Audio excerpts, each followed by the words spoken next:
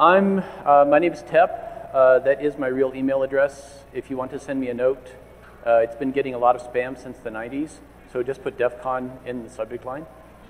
I'm going to talk about some ancient history. I'm going to be talking about what it was like to build secure systems for the government, the NSA, in the 80s. I've done a few things off and on. I wrote my first paper on computer security in high school. I wrote a paper that said sometime in the future, companies and the government would be able to manipulate millions of bits of information, and that this would mean that privacy in computers would be, intertwined for the rest of our lives. And I got an A-. She said, "Love the writing, beautiful, I just don't buy the premise." And that was 1970 something.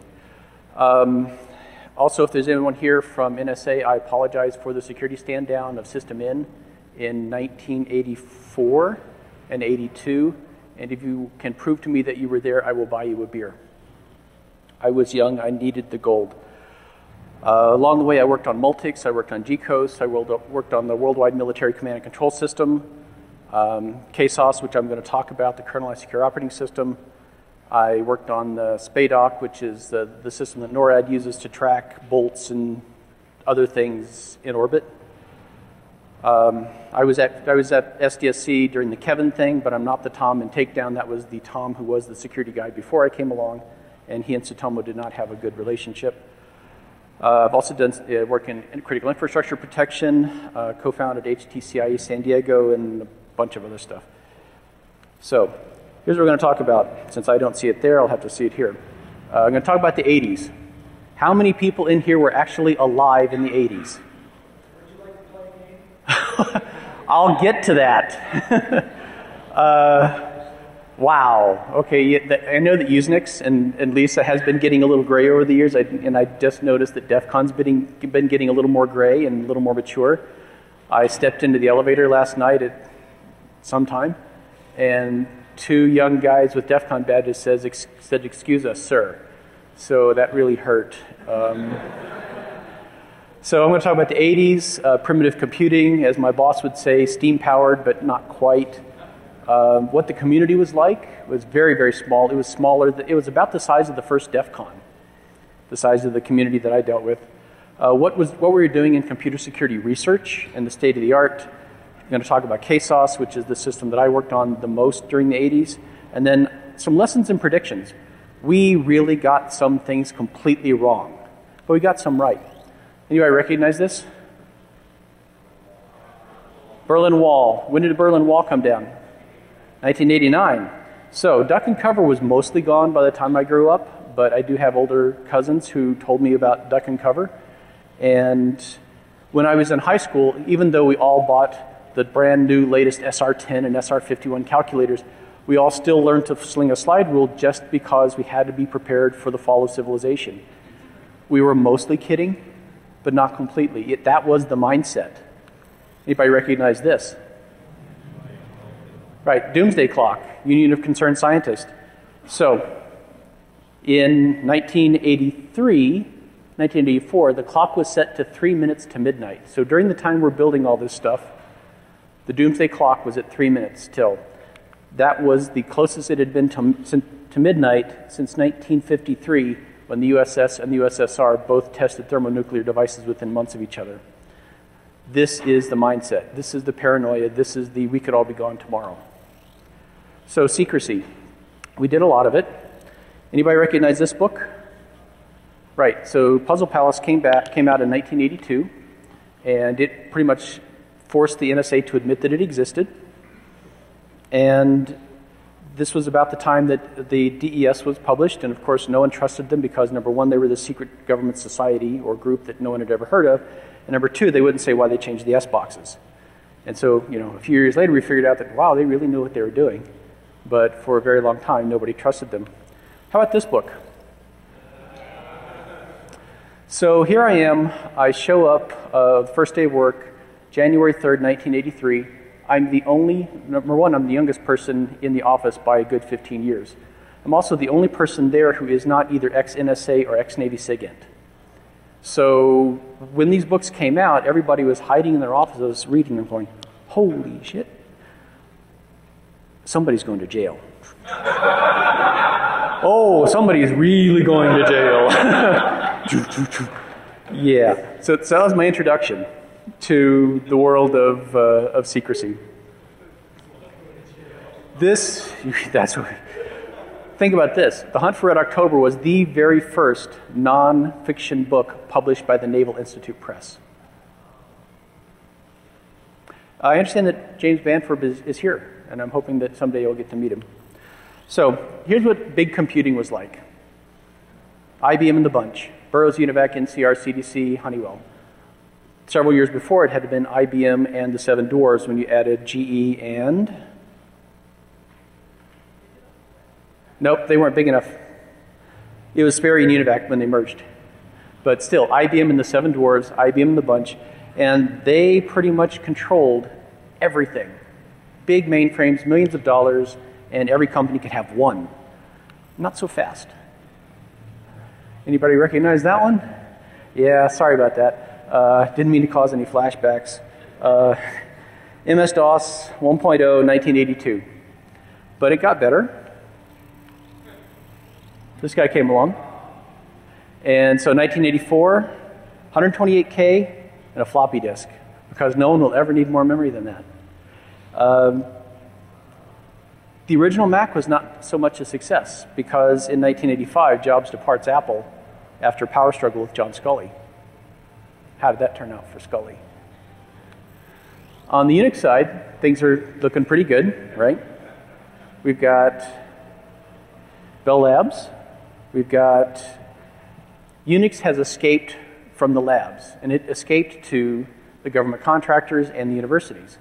The .com still didn't have a clue what was in their future. They were still chugging along with VMS and AOS and all kinds of stuff. And then their departments, their R&D departments, decided, the bean counters won't let us buy a mainframe, but we can buy something smaller. Okay? So, ha ha ha. Okay, who has not seen this movie?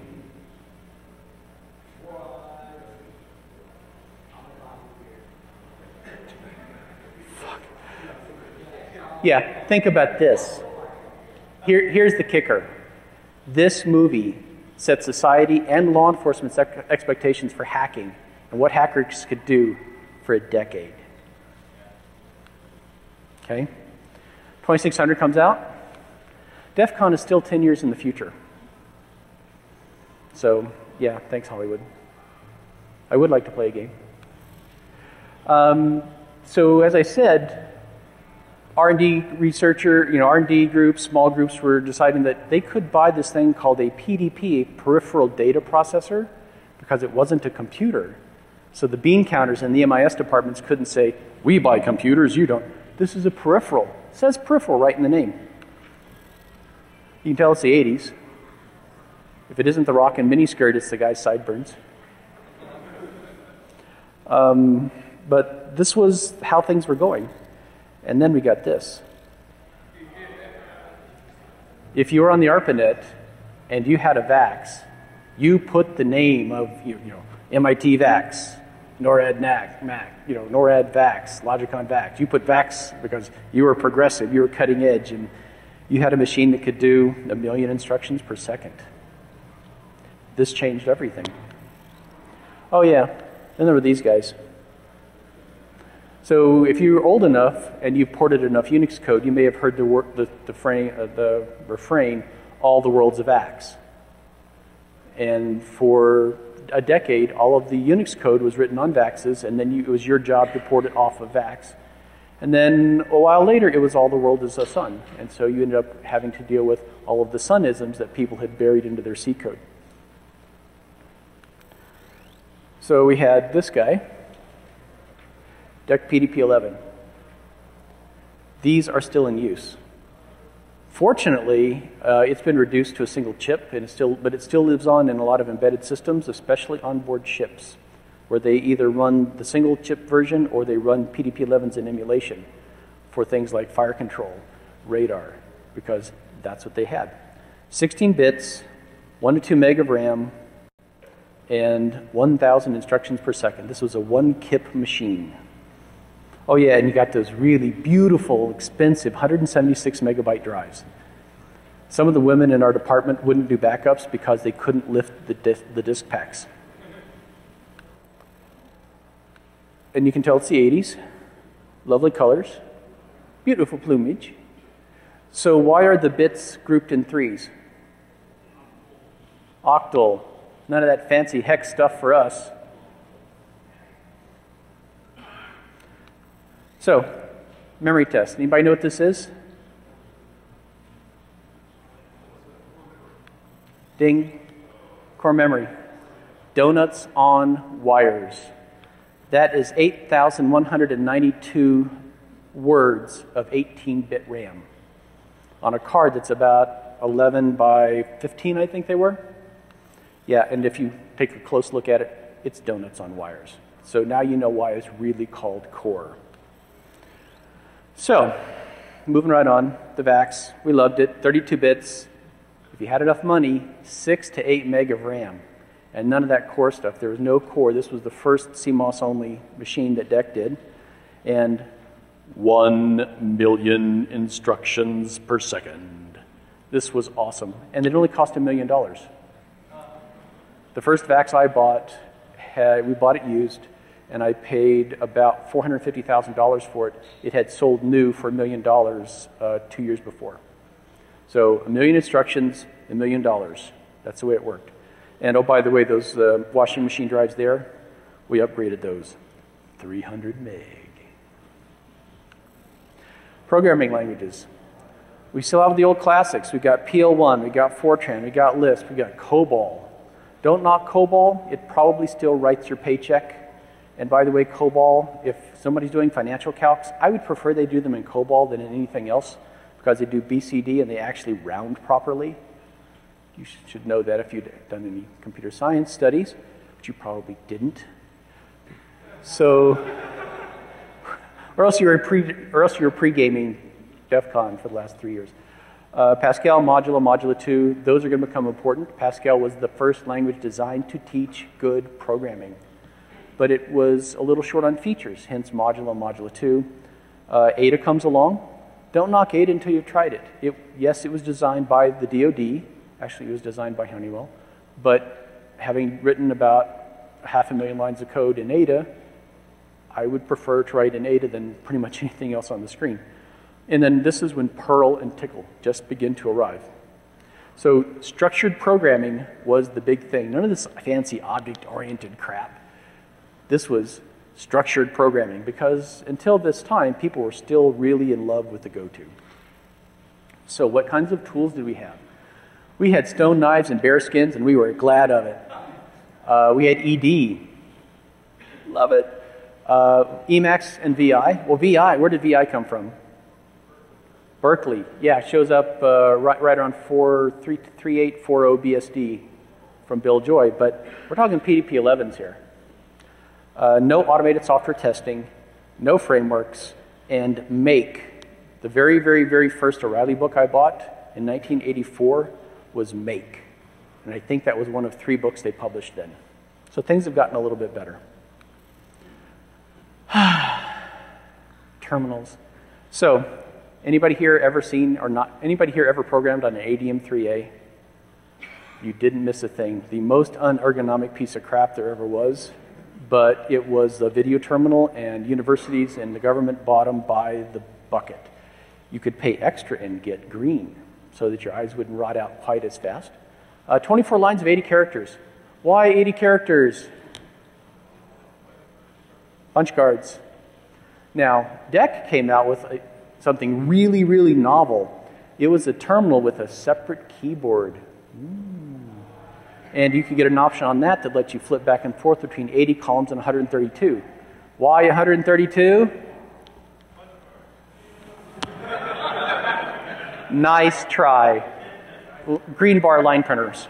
Line printers were 132 characters, so all the fancy green bar stuff. So you could flip back and forth for 80 columns so you'd see what your punch cards looked like, or you could flip to 132 to see what your reports would look like when you print them. Okay. And then the ARPANET. 1969, 2 nodes. That's all you needed. So like I said, I showed up at Logicon the 3rd of January, 1983. Anybody know what happened on January 1st, 1983? The network, the ARPANET, took the first step towards being the internet, because that's when they flipped from NCP to IP. That was the Flag Day. So go look in the Wikipedia entry for Flag Day, and you will see why it's called a Flag Day. That was the first and last incompatible transition in internet protocols, and it was the suck. There were some sites that were knocked offline and didn't come back for 3 months while they tried to get their IP stacks working. So 1983, 500 nodes. 1984, 1,000 nodes. 1986, 5,000 nodes. Nobody knows how many nodes today. This is from about 1995, this graphic right here, I think. So throughout this time, the DEC 10s, DEC 20s mainframes are about the most popular. VaXs, if you could afford them, lots of PDP-11s, a little bit of Multics, some Sigma 6, Sigma 7, Sigma 9 stuff. Anybody know what the backbone speed of the ARPANET was? 56K. And the modem was about half the size of this table, and the power supply was the other half of the table. Because AT&T knew how to make stuff that was going to survive a nuclear holocaust, and tubes in the power supplies and all that kind of stuff. So now at home, you could get, not at home, but if you were directly connected to a computer, you could get 110, 300, or 1200. At this point, the culture is still about secrecy. How do you become secure? You keep it all a secret. Almost all of the security research is being funded by the government, the US government, the UK government, and other governments that I'm not going to talk about. Universities didn't want to go anywhere near this. That's being part of the military-industrial complex. We don't build bombs here. We don't do government research. I tried to start a PhD program at the University of California, and I said I want to do my PhD in computer security, and they said, well, number one, we don't do that. And number two, we don't know what that is. And number three, even if you could find a graduate advisor who would, we won't let you do it because then the government will be here and they might direct your research in some way that might be evil. So things have changed a little bit. This is one of my favorites. At this time, we're still taking some software bugs and classifying them. So let's say that you have a system that's processing top secret information, and you discover a bug in that operating system or that application. That bug is classified at system high for the system in which it was discovered. The problem is you can't give those back to the manufacturers to fix it because all their programmers don't have clearances. So what you do is you go find another machine somewhere that is running unclassed, but the same OS or the same software, and then you find the bug, and then you slide that to the manufacturer, they fix it, and how convenient. Someone else found the bug, now we can fix it. I saw that about 5 times. It was very disheartening. Computer security was a very small club. There were really 2 security conferences, nothing at all like today. The conference that I attended the most was NBS, National Bureau of Standards, who put it on and ran it for another agency that was nearby that also began with N. And this was the NBA conference. This was a really small conference in the 80s. It was about 200 people. Sometimes it was larger, sometimes it was smaller, but around 200 people that you kept seeing year to year. And a lot of them, I was the noob, a lot of them knew each other and had known each other for years. It was a very, very small community. Now, on the West Coast, there was this IEEE security conference, which was a lot more open and a lot more focused on business and that kind of thing. But the NBS one was very much a research gathering of people who were doing things for the government. Here's how much of a noob I was. So I gave a presentation at NBS, and I step off the stage, and this very nice gentleman, beautiful suit, bit of an Eastern European accent, walks up and he shakes my hand, hi, how are you? I really enjoyed your talk, and all this, and we should get together sometime, and for a beer or something. I say, sure, why not? And he gives me a card. I don't even look at it. I just put it in my pocket, and then I walk away, and one of the other attendees says, you have to file a contact report. A what? Yeah, contact report.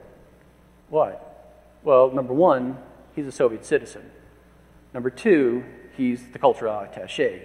Number three, he's GRU. So when you get back home, don't forget to file your contact report. At least he gave you a card with a name that we'll know, so we'll be able to match everything up and know who you talked to. So that was my introduction to that kind of security. The Orange Book, near and dear to my heart.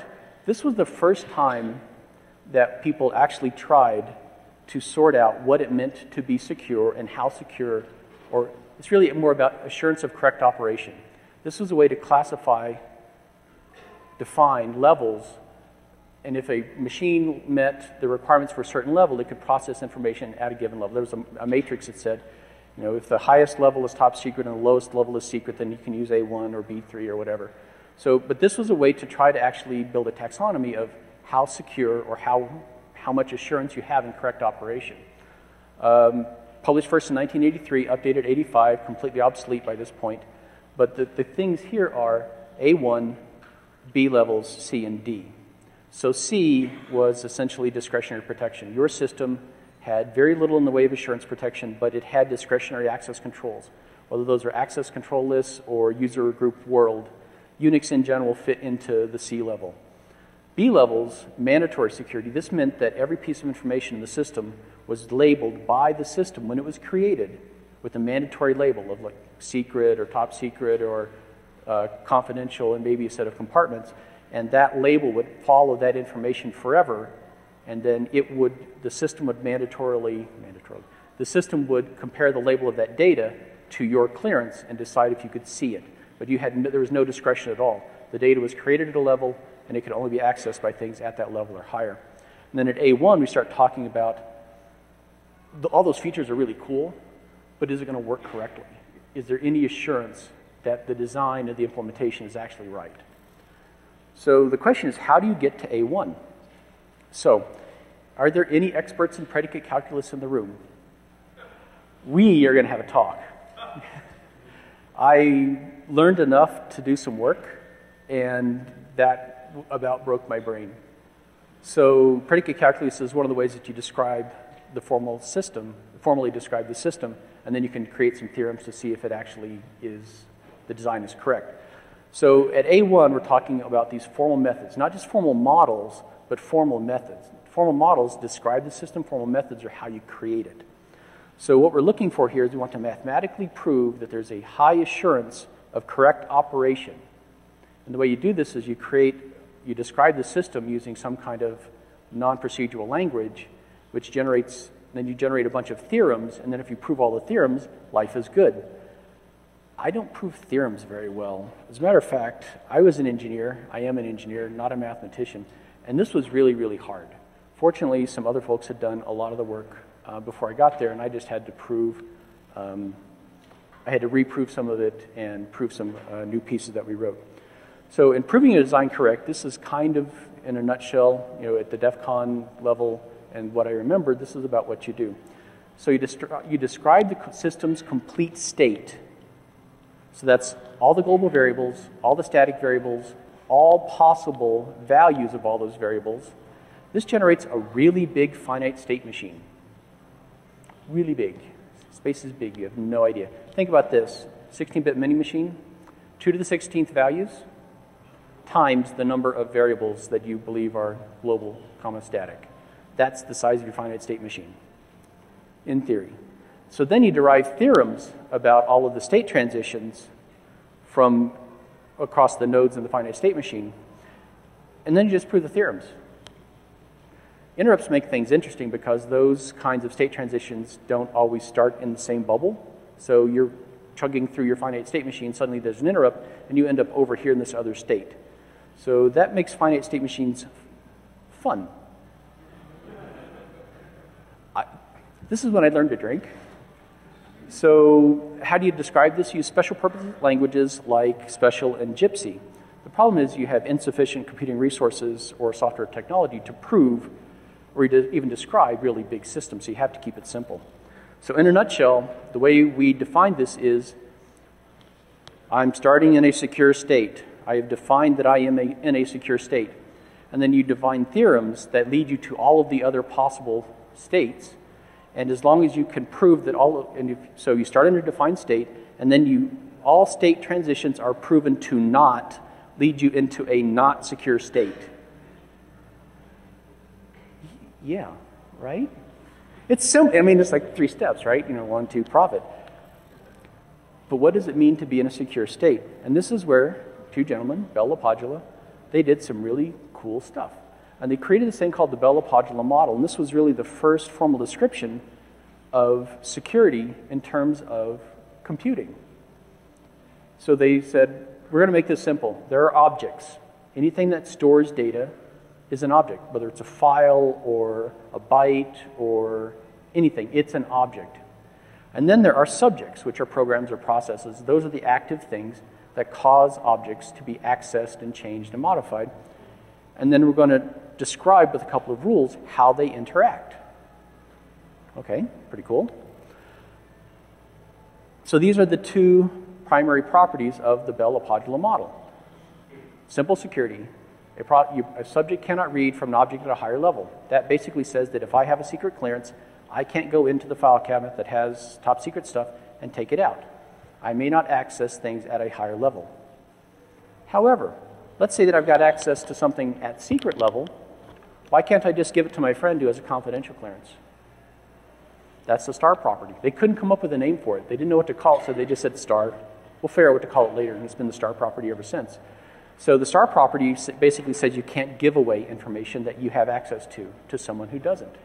There's also some other stuff like transitive star property and a bunch of other complications. But these are really the 2 big ones.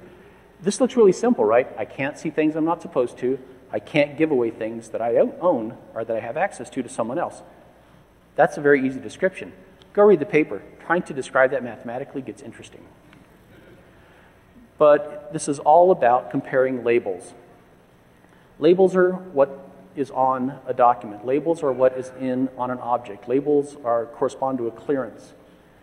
It's really easy to say top secret greater than secret. That's easy. Secret greater than confidential. That's easy. What happens when you add these caveats, code words, and handling designations? How do you compare top secret plus no foreign plus nightmare green plus SR71? If those even exist. Because if nightmare green exists, I'm worried. Oh, you've read the book. How do you compare that to top secret plus nuke sub plus blue crypto? Is blue crypto greater than SR71? Is it less? How do you compare these labels? Well, since I used to teach computer security for a living, I'm going to invoke my professorial prerogative and say the exercise is left as an exercise for the student. I would like a proof, formal mathematical proof, and show your work. So proving all this is complicated, right? The design and proof process was so onerous that the only way out was to create these extremely small operating systems. And this is where we end up with security kernels. So at the same time this is going on, we've got high assurance systems. Remember, we're not talking about secure systems. We're talking about high assurance of correct operation. Not secure, but high assurance of correct operation. So we've got the message flow modulator going on. Dr. Don Good, the guys at UT, they did a dynamite job. That is, 1,200 lines of formal specs for 600 lines of code. And then it took, PhDs and a Boyer Moore theorem prover on a DEC 20 to prove it all. But they actually proved a 600-line program to be provably correct. 600 lines. How many months? Not exactly practical.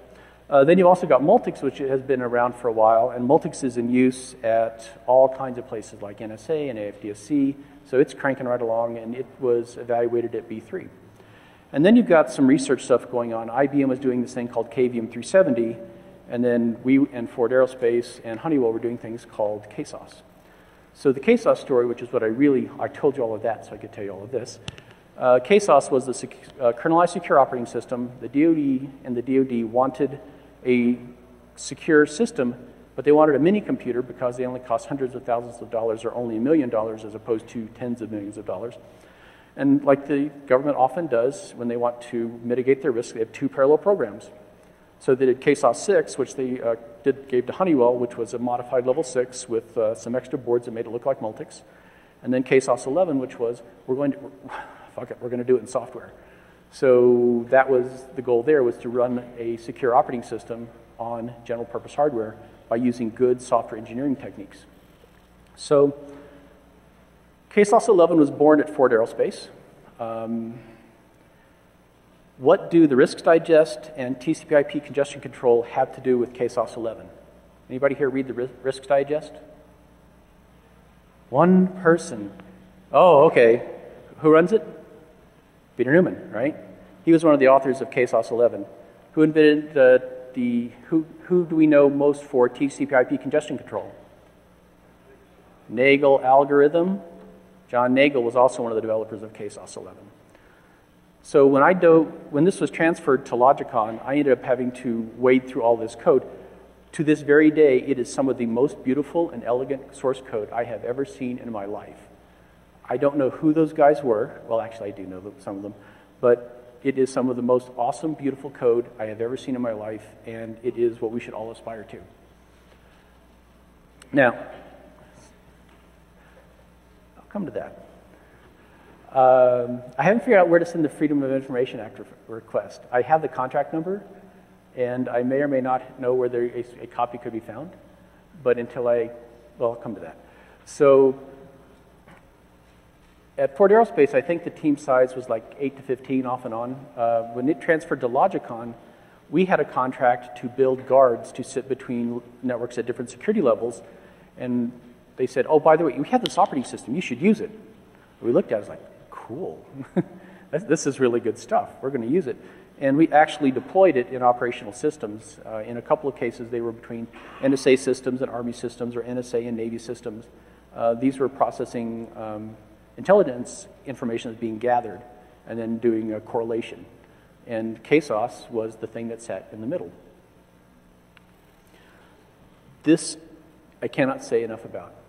Shannon's maxim, the way we used it was secure even if the attacker has all the source code. No security through obscurity. Actually, it has the source code and all the design documents. This is really big. Until we started talking about this, remember that whole secrecy equals security thing? If you wanted to build a secure system or be involved in security at all, you had to keep it a secret. Here was source code for an A1 kernel that wasn't classified. Oh, think about that in terms of open source. So the development technology, what did we have to build this stuff out of? Well, we had PDP-11s. We had Linux Programmer's Workbench, which is what you had before version 7. If anyone knows what Tyco is, we got ours. I'm going to talk to you after because you're nodding too much. We got our version from Tyco, and we had 24 by 80 ADM terminals at 9600, and we had ED. Wrote all the docs, all the formal specs, all the code. We did all that in ED. We had no make, but we had shell, like Bourne shell, not bash, but the only shell that existed at the time, Bourne shell, bin-sh. And we had a modular compiler. Yeah, about that modular compiler. Anybody recognize the gentleman in the upper right hand there? Give you a hint, he also invented Pascal. Say again? Thank you, yes, Nicholas Swert. This is an experimental compiler from Zurich. Here's a compiler. It is good, you should use it. There's no support and don't tell anybody you're using it. Wait, what? It's modular, so it's like Pascal, only better. It's like Pascal with modules. However, this was a toy compiler that they had built to prove that Modula was a viable language. So the entire program had to be submitted in a single file, no forward references, which meant that if you needed the use of a procedure at, down at line 20,000, you had to define that somewhere earlier in the stack so you could read the dependencies of all your processes and procedures from the bottom to the top. At the bottom was main. and everything else that you needed was above it. Limit of about 32,000 lines. If you tried to give this compiler anything more than about 32,000 lines, it would just barf out. And so what are we going to do? How are we going to do an operating system in 32,000 lines? Well, we did. And actually, Ford Aerospace did. And then we took advantage of it. 41 system calls. Modern Linux has 300 and what? But it turns out with these 41 calls, you can implement all of the others on top of it. But remember that whole thing about single file compilation? Well, we used find and CAD and grep and a whole bunch of other stuff to take all of the source code modules, stitch them together in the right order, strip out the comments, and then submit it to the compiler. And why did we have to strip out the comments? Because we had 33,327 lines of source code, and the compiler would only take 32,000. So you can ask yourself, how come I know there's 32,327 lines of modular code? So here are the primitives. With these 41 primitives, you can implement pretty much any operating system, except this doesn't, well, yeah, we even did a TCP, but not in the kernel. So that's really all you need. So provably correct design, 45,000 lines of special, which is a non-procedural description language. That was turned into several thousand theorems.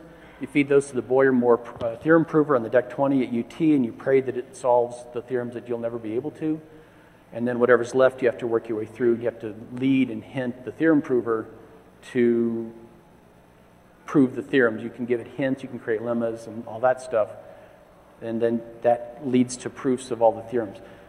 I only had to reprove the theorems, and then we had added 2 kernel calls.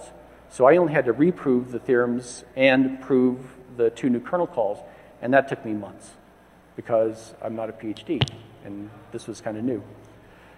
Now, KSOS did a few things that were kind of cool. We kind of anticipated the future. Object stores are the big hot thing now, right? S3 object stores. You know, all you've got is a file handle, and that's all you need. That's all KSOS had. We couldn't get, if we'd put a hierarchical file system in, we would have had a lot more work to do in proving all, and it would generate a lot more theorems. So we just said, we're going to do an object store. There's file handles, there's file hashes. That's your handle. Don't lose it, because if you do, you'll never see that file again. So it's very much like S3. We did build a user space file system, kind of the way that the fast file system and many file systems for Unix have been built since. You build them and you debug them in user space, and then you shoehorn them into the kernel. We couldn't do that because we were running up against the limits of RAM, because you could only have 64K instructions, 64K of data, and a PDP-11, and then on the VaX we were okay.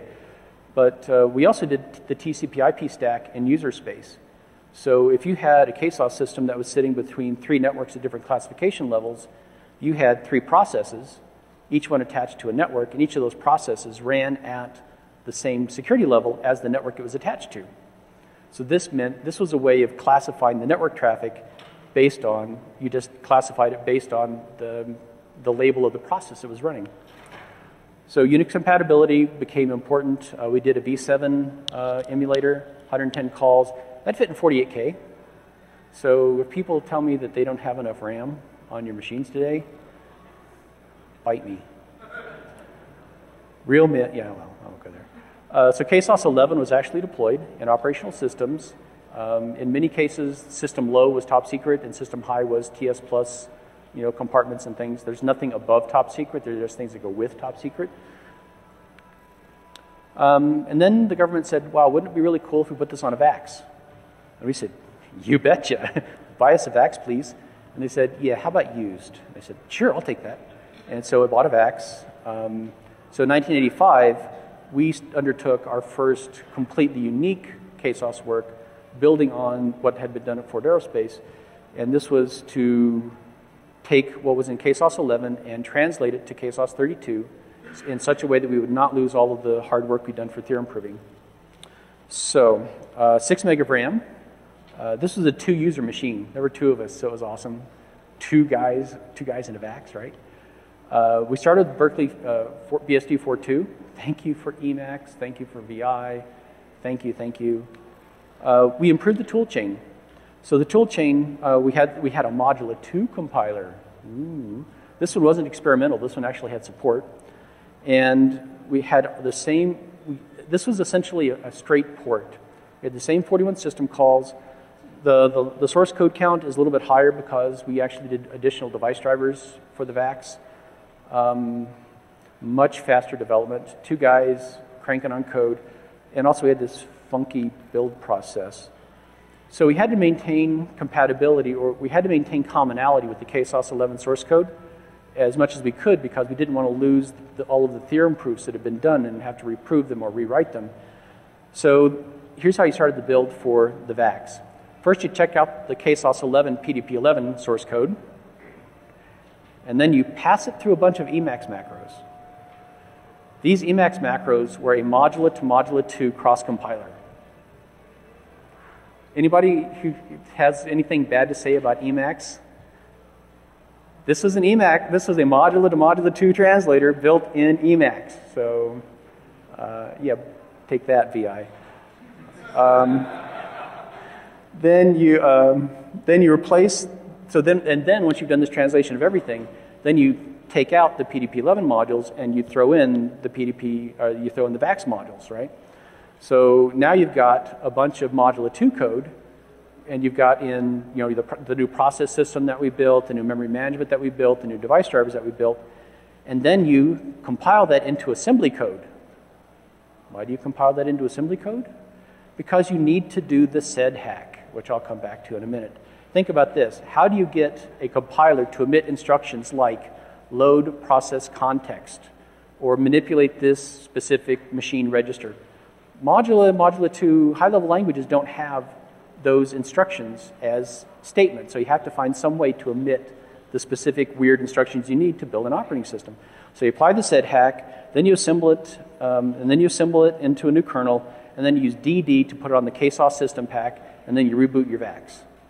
You don't do this more than once or twice a day, because this is also your only dev machine, right? So you develop in the morning until everybody's happy, and then you go, run the compiler, run the assembly, run everything, and then you go to lunch, and then you come back, and then you do DD, and then you reboot, and then you say, oh, fuck, and then you start fixing bugs, and then you lather, rinse, repeat. So the sed hack was one that I came up with, and I have to admit that there was alcohol involved. So what you do is in modula, you make dummy descriptions of all of the instructions that you want. So the load process context instruction, for example, you make a function that has all of those arguments that you need so that you can then call this dummy function from modula. Cool, right? So I just described it, no big deal. Well, what you do is then when you run the compiler, it emits, push, push, push, argument, argument, argument, and then it does a call to the function. So what the sed hack does is it goes and finds all of those instruction sequences that are getting set up to call the dummy functions, and then you edit that into the exact instruction that you want. And then you assemble it. And then you run the assembler on the hacked up code. So all this happened, we got to first user login. I actually logged in on the console as admin. The password was not admin. And then the project was canceled. So, yeah, I know. Well, the government had been sold this bill of goods by some of the manufacturers. You guys are spending a lot of money on research with universities and all those stupid defense contractors. We're computer people. We build operating systems for a living. Give us that money, and we'll give you commercial off-the-shelf A1 and B3 operating systems. Trust us. Anybody bought an A1 or a B3 operating system? No one ever did.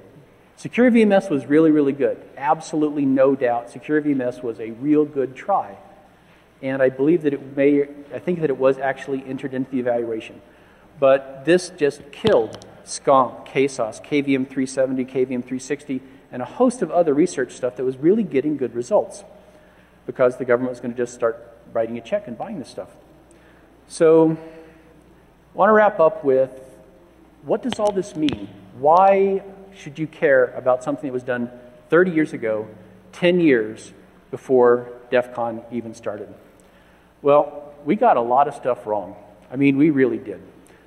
We were being told by the mathematicians that, if you write all of these formal methods and everything, you're going to come up with a provably secure design, and you're going to be able to implement that, and you're going to be able to prove that the code is correct, and everybody's going to love you because your machines are going to be secure. Well, not so much, because engineered and claims of well-designed turned out to be good enough for the market. By the way, how's that working out for us? Last time I looked, not so good. No one was willing to pay for this high assurance, this stuff. Too expensive, too simplistic, didn't have enough features, and besides, we've got DOS, we've got UNIX, we got this Mac thing, and they've got all kinds of features and all kinds of interface stuff. So what do we need with all this security stuff anyway? It just gets in the way. There was also a lot of work in the 70s and 80s on better programming languages. People actually looked at the code that people were writing and said, wow, it's amazing that you can get anything done because these programming languages are crap. And if you use these features, they lead you to write crap code. Your languages are part of the problem. They make it more difficult for you to write good code. Let's solve that with new programming languages. And then came C. How's that working out for us? So, yeah. So, but we did get a few things right. So, and if the thing, this is the money slide. These are the two money slides. Number one, software quality equals system security. Period, full stop. The thing that goes with that is strong configuration management. But if your code is crap, your security is crap. If you don't have decent software quality, you don't have decent security. And take a look at the CVE and the CWE and all of those, and you will see that the programming languages we use make it difficult to write good code. We are not so good at the software quality thing, even though there are people who actually know to help us be good, but we usually tell them that we're too busy. But software quality equals system security. Crypto is easy, key management is hard, that's pretty obvious. We did get right the importance of logging and audit. Even though the mathematicians were telling us you don't need that because your systems are going to be perfect so no one will ever get in, the little voice in our head is saying, yeah, it should be good to know what happens when they do get in. So, lots of logging, lots of analysis, and this, led it into intrusion detection. So a lot of the intrusion detection research, you should read a book by Becky Bass called Intrusion Detection. She literally wrote the book on ID because she funded so much of it when she worked for the agency. The IDS systems also led, because of the PC explosion, we didn't really do IDS systems in a big way. We did antivirus instead. But a lot of the, you've got signature-based versus procedural and anomaly detection. That's why they're like twin brothers. So to wrap up, please don't repeat our mistakes. Just because we're old and gray doesn't mean that we're stupid. And we weren't stupid. We were just a little naive when we were your age. There's some really good stuff out there, and all the best stuff is not on the first page of Google Hits. So you're going to have to dig a little bit deeper, and some of the stuff is going to be on dead trees. But go find the proceedings of IEEE and NBS and all of that stuff, and go find the research papers that are coming out of Stanford and MIT and UC and all that. Computer security is more important than ever, and it's too important to be left in the hands of corporations that care about their bottom line more than they care about your privacy, or governments who don't care about your privacy at all, and you are the counterweight to crap code and crap OSs and crap security. And look at the systemic problems. If you're going to go fix a bug in a piece of code, don't just go fix that bug, but then go find why that bug was made, and then go find all the other bugs that were made for the same reason by the same person because of the language they used. Finally, I'd like to thank some folks. I'd like to thank DEFCON for inviting me back. I've been out of the business for about 9 years. And thank you for being polite and giving me a break because I haven't done this for about 9 years. I'd like to thank my Multics mentors and my KSOS partners in crime, Jeff, who also was an editor of the Orange Book, Sid, TS, and Drew from SDSC, who helped me with an unpleasantness a few years ago, Terry, Amanda, Todd, and my other bureau friends, and then Locke, Mac, Half Dime, Ian, Sven, and Hockey Geek at my current employer, and then my family for letting me come to Vegas and talk to you all. So thank you.